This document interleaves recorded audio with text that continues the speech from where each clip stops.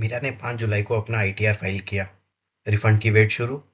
2 हफ्ते बाद bank statement देखते हुए उसे पता चला कि एक एफडी की 18,000 की इंटरेस्ट रिटर्न में दिखाना ही भूल गई। अब अब क्या होगा? नोटिस आएगा, पेनल्टी लगेगी। रिलैक्स। इनकम टैक्स लॉ आपको गलती सुधारने के 3 लीगल रास्ते देता है: रिवाइज रिटर्न, रेक्टिफिकेशन और आईटीआर यू। पर तीनों बिल्कुल अलग चीजें हैं और गलत रास्ता चुनना खुद एक नई गलती है। नमस्कार दोस्तों, welcome back to tax knowledge. आज इस वीडियो में ये कन्फ्यूजन हमेशा के लिए खत्म करेंगे और एंड में एक स्क्रीनशॉट रेडी रिकैप भी है। पहले 3 नंबर स्क्रीन पर देखिए। पूरी वीडियो इन्हीं पर टिकी है। एक, 31 मार्च 2027 रिवाइज रिटर्न की लास्ट डेट, असेसमेंट ईयर 26-27 के लिए, पर एक ट्विस्ट के साथ जो आगे बताऊंगा। दूसरा, 4 साल रेक्टिफिकेशन की आउटर लिमिट।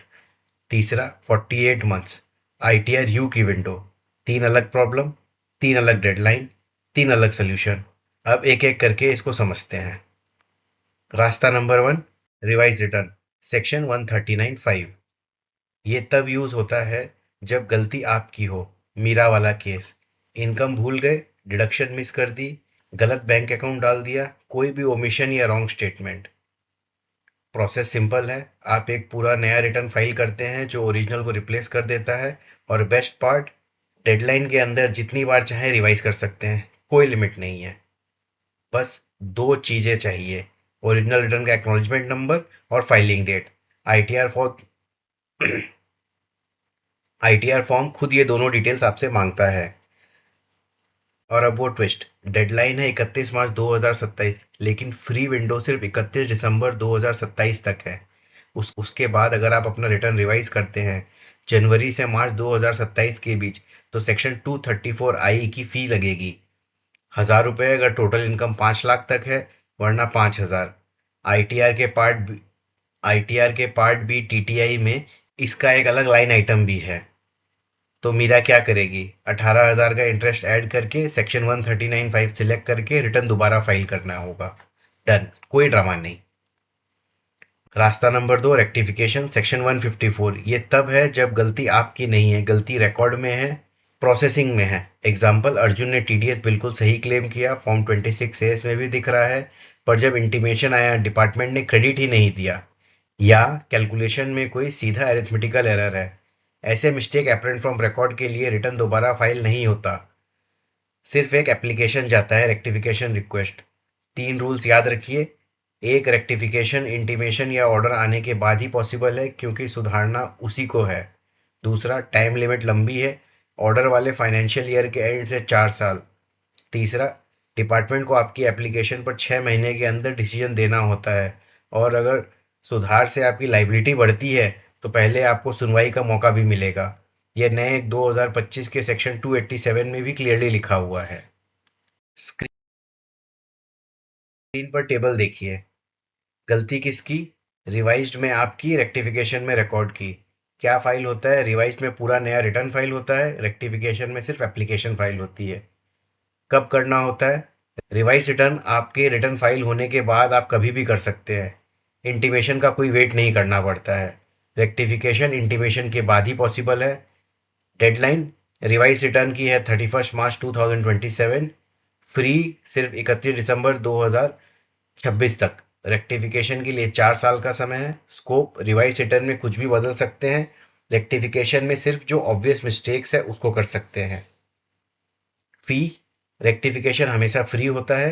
रिवाइज रिटर्न दिसंबर के बाद अगर आप लगाते हैं तो 234 आई की फी लग सकती है। अब फॉर्मूला एक लाइन में: अपनी गलती रिवाइज, उनकी गलती रेक्टिफिकेशन, और देर हो गई तो आईटीआर यू। बस एक सवाल खुद से पूछिए, गलती किसकी है, और रास्ता खुद ही मिल जाएगा। तीसरा रास्ता, अपडेटेड रिटर्न, आईटीआर यू। ये उन केसेस के लिए है जब रिवीजन की डेडलाइन निकल चुकी है और इनकम रिपोर्ट करना रह गया है। एग्जाम्पल, विक्रम को मिड 2027 में रियलाइज होता है कि असेसमेंट ईयर 26-27 में उसकी फ्रीलांसिंग इनकम छूट गई थी। रिवीजन की डेडलाइन 31 मार्च 2027 है, जो कि जा चुकी है। अब ITR-U फाइल करना पड़ेगा, जिसका विंडो पूरे 48 महीने का होता है। पर शर्तें कड़ी है। ITR-U सिर्फ इनकम बढ़ाने के लिए फाइल हो सकता है, रिफंड क्लेम करने के लिए नहीं। लॉस डिक्लेयर करने के लिए नहीं हो सकता है। एक ही बार फाइल होता है। और अगर आपके केस में सर्च या सर्वे चल रहा है तो ये ऑप्शन भी ब्लॉक्ड हो जाता है। और सबसे बड़ी बात, एडिशनल टैक्स लगता है। जितनी देर उतना महंगा। पहले साल से चौथे साल तक ये 25 से 70% तक जाता है। मैसेज क्लियर है। ITR-U आखिरी दरवाजा है, पहला नहीं। सस्ता रास्ता हमेशा जल्दी रिवाइज करना है। अब वो सवाल जो आपके मन में आ रहा होगा, रिवाइज करूंगा तो स्क्रूटनी तो नहीं आ जाएगी? सीधा जवाब, जेन्युइन रिवीजन बिल्कुल लीगल है और सेफ है। पर 4 पैटर्न हैं जो सिस्टम की नज़र में आते हैं। एक, ओरिजिनल और रिवाइज इनकम में बहुत बड़ा स्विंग। दूसरा, डिपार्टमेंट के पास इंफॉर्मेशन आने के बाद सुधारना। नया एक 2025 में तो ऐसे केस में ITR-U फाइल करना है ही ब्लॉक कर देता है। इससे समझ जाइए डिपार्टमेंट का अप्रोच क्या है। तीसरा, एक ही रिटर्न को बार बार रिवाइज करना। और चौथा, रिवीजन से अचानक बड़ा रिफंड बन जाना। मंत्र एक ही है, गलती दिखते ही जल्दी और ऑनेस्टली सुधारिए। जो खुद आगे बढ़कर सही करता है उसके लिए ये रेमेडीज बनी है। अब 60 सेकेंड्स में रोड मैप भी समझ लेते हैं। रिवाइज रिटर्न के लिए आपको ई फाइलिंग पर लॉगिन करना होगा। फाइल इनकम टैक्स रिटर्न के टैब पे क्लिक करिए, सेक्शन 139(5) चुनिए। ओरिजिनल का एक्नॉलेजमेंट नंबर, डेट भरिए, पूरा रिटर्न सही फिगर के साथ वापस भर के सबमिट कर दीजिए। दिसंबर के बाद अगर आप फाइल करते हैं तो 234I की फीस के साथ आपको फाइल करना पड़ेगा और 30 दिन के अंदर ई वेरीफाई करना होगा, वरना ये रिवीजन इनवैलिड हो जाएगा। रेक्टिफिकेशन, उसी तरह रेक्टिफिकेशन के लिए आपको ई फाइलिंग पोर्टल पे पहले लॉगिन करना होगा और पोर्टल पर सर्विसेज टैब पर क्लिक करके फिर रेक्टिफिकेशन, जिस इंटीमेशन को सुधारना है उसे सिलेक्ट कीजिए। फिर सही ऑप्शन को सिलेक्ट करके, जैसे कि process the return, tax credit mismatch या रिटर्न डेटा करेक्शन, सबमिट कीजिए। कोई फी नहीं लगती है। मेन्यू लेबल्स अपडेट होते रहते हैं, तो एक बार लाइव पोर्टल चेक कर लीजिएगा अपना एप्लीकेशन फाइल करने से पहले।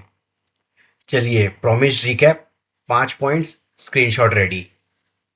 एक, अपनी गलती, रिवाइज रिटर्न 139(5), 31 मार्च 2027 तक, जितनी बार चाहें, फ्री सिर्फ 31 दिसंबर 2026 तक। उसके बाद 234I की फी, 1000 या 5000। दूसरा, डिपार्टमेंट की गलती, रेक्टिफिकेशन 154, ये एप्लीकेशन है, रिटर्न नहीं। 4 साल की लिमिट है, 6 महीने में डिसीजन हमेशा होगा। तीसरा, रिवीजन डेडलाइन भी गई और इनकम छूटी तो ITR-U, इसके लिए 48 महीने का टाइम होता है। एडिशनल टैक्स के साथ आप इसको लगा सकते हैं, रिफंड या लॉस का नहीं। चौथा, स्क्रूटनी से दूर रहना है तो जल्दी और ऑनेस्टली रिवाइज कीजिए। बड़े स्विंग्स और नोटिस के बाद की सफाई रेड फ्लैग है। पांचवा, नए एक्ट 2025 में रिवाइज रिटर्न सेक्शन 236(5) के तहत, फीस सेक्शन 428B और रेक्टिफिकेशन सेक्शन 287 के तहत। बस यही पूरा खेल है। तो दोस्तों, अगर रिवाइज और रेक्टिफिकेशन का डिफरेंस फाइनली क्लियर हुआ है ना, तो लाइक बटन दबा दीजिए। वीडियो को उस दोस्त के साथ शेयर कीजिए जो हर गलती पर नया रिटर्न फाइल कर देता है। उसका टाइम और स्ट्रेस दोनों बचाएं। नए हो चैनल पर तो सब्सक्राइब और बेल आइकन क्लिक कीजिए।